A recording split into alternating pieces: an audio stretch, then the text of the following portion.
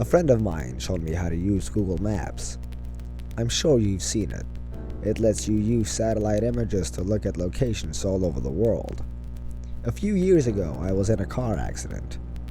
Since then, I don't really leave the house that often. It's difficult, and the idea of seeing a car drive by me makes me feel lightheaded. I was fascinated by the fact that I could see all over the world, almost like being there. I could virtually walk down the streets, and it almost felt like I was really there. I became instantly hooked. It gave me a real eye on the world. I could go to almost any major city, and I did. I'd seen the streets in China, Japan, Germany, and England, so many places. I'd even gone to tourist attractions like the Great Barrier Reef and Dracula's Castle. My favorite was to go to random places in major cities and see how many people and animals I could find. The faces of the people were always blurred out to protect their privacy, but it was still enjoyable to see them out there, enjoying their life, walking like it was no big deal. She must have good taste, I laughed. I zoomed in closer and noticed the gray bag she carried on a gray and purple shoulder strap. She was walking in a relaxed manner, one hand trailing in the wall beside her. I bet if I could have seen her face, I would have seen that she was smiling. I began to feel a little sad. I let my hands fall onto the arms of my wheelchair and looked at her for a minute more. I wished that I could be there, walking so carefree with her. That wouldn't happen though, until I died. I was stuck in this chair. I sighed and zoomed out of Tokyo. Enough of this for tonight. I turned off the computer and went to bed. I got up early and decided to look around Paris. Paris was always fun. I liked to look at a city with all the old, beautiful buildings and so many people to watch. I randomly zoomed onto an area and saw a street lined with old brick buildings, a few small shops, and an old tan brick church. Ahead was an intersection and dozens of people walked by. A balding businessman walked quickly past, looking back at an old woman, hair covered with a scarf, carrying a large purse. A curvy woman in black pants that were too tight stared into a store window, and two women led a group of small children around a corner. I spun the view around a few more times and then saw something peculiar. Sitting on the bench at the bus stop were two people. One of them was a young woman with her feet stuck in front of her in a relaxed manner.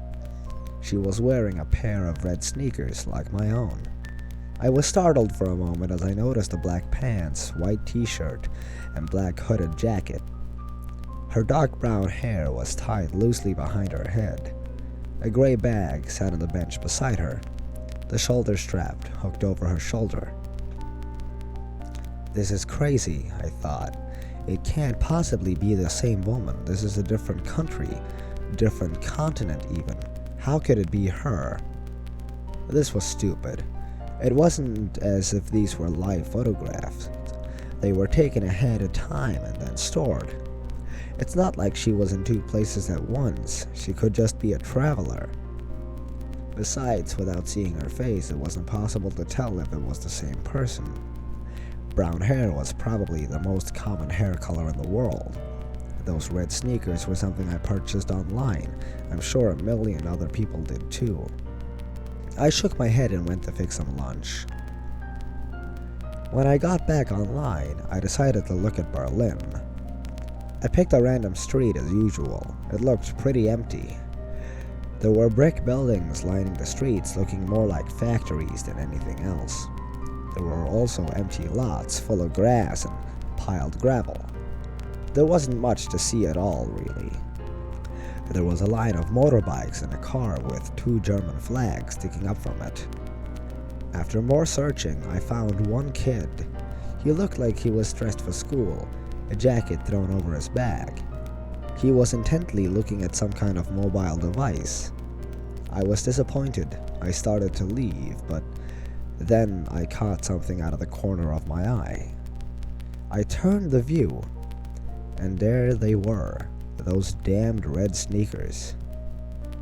She was standing on a street corner next to some sort of signpost. She had a hand on the post looking down the street as if waiting to cross it. I stared in shock. How could she be there too? Even if she was traveling, there's no way I could find her every time. Even finding her in Paris would have been one heck of a coincidence. But this was crazy. Was this some kind of joke? Had Google decided to play a prank on its users that use their product so much? It would have been a great joke. I did a quick search, looking for a note about a woman that shows up like Waldo. There was nothing. I looked through articles on strange things you can see on Google Maps, but none of them mentioned the woman that travels the world with you. This was crazy. Had my self-imposed isolation driven me mad? Had I become so lonely that I created a hallucination for myself? Leaving the Berlin image on my screen, I sent a text message to a friend asking him to look at the locations. I asked him if he saw the same woman, then I waited, hands sweating, heart thumping in my chest. I jumped when my phone beeped with a return text message 10 minutes later. The text read, "I see the lady you're talking about in Berlin. I didn't see her in Paris or Tokyo. Is this some kind of game or what? Are you okay?" I didn't respond, instead returning to the locations in Tokyo and Paris. There she was. She was there, but it was different. She no longer sat on the bus stop bench in Paris. She was standing in front of it looking for something in her bag. In Tokyo, she was blocks away, squatting down to pet that calico cat. I shivered. Who was she? What was happening? I switched the map to Brussels. It was another city street. It was lined with old-looking buildings with shops on ground level, and what I guessed was apartments above. I quickly scanned the streets. They were empty, other than a stocky woman in a bright blue sweater. I did a second sweep. She wasn't there. I sighed in relief. I couldn't believe I was getting so worked up about this. It was nothing but a coincidence. I stopped, my eyes frozen on the screen. There was a building at the point of a fork in the road, white with a black ironwork framed balcony jutting from the second floor. I hadn't seen her as I'd been looking at the sidewalks. There she stood, standing on the balcony, her head tilted in the direction of the camera, almost like she was coyly looking at me. My breath caught in my throat. I switched to Sydney. She was leaning against the wall, inside the doorway of a bright blue Carrick's pharmacy building. London showed her getting ready to step onto a red double-decker bus, her head turned to look over her shoulder. She was everywhere I looked. She stood on a brick sidewalk on a bridge in Venice. She walked across a yellow-barred crosswalk in Zurich, and in Hong Kong she stood between a Wing Lung Bank and a McDonald's, adjusting the strap on her bag. In each picture, she came closer and closer to looking directly at me with her blurred-out face. My heart felt like a terrified bird, slamming around inside my chest. I couldn't catch my breath. I wasn't sure what to do.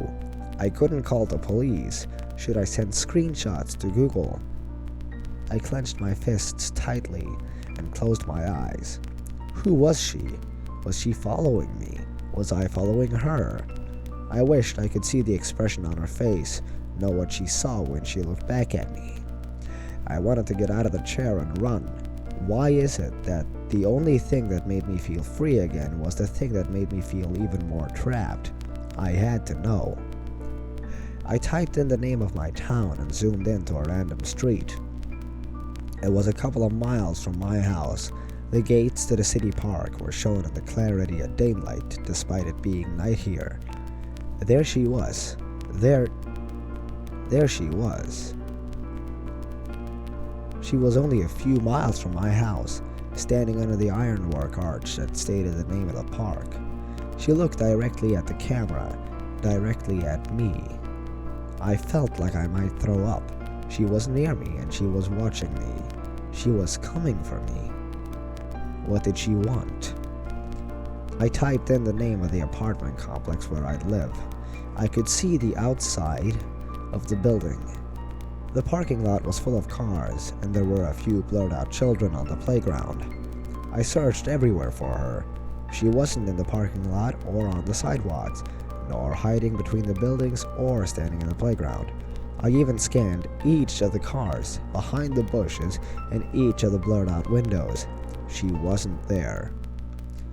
I curled tightly around myself and laid my head down on the desk. This place was safe. I didn't leave the apartment anyway. I would never use Google Maps again. I would never see her again. She could stay at the park for all I cared. I smiled to myself and was surprised to find a chair slipping down my face. "I'm safe," I said to myself in a whisper. It felt good to hear it out loud. "I'm safe." As I said it, there was a knock at the door. A chill ran down my spine.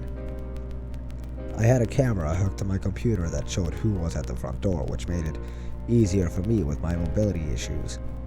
I slowly reached for the control to show myself who was outside, but my hand trembled furiously.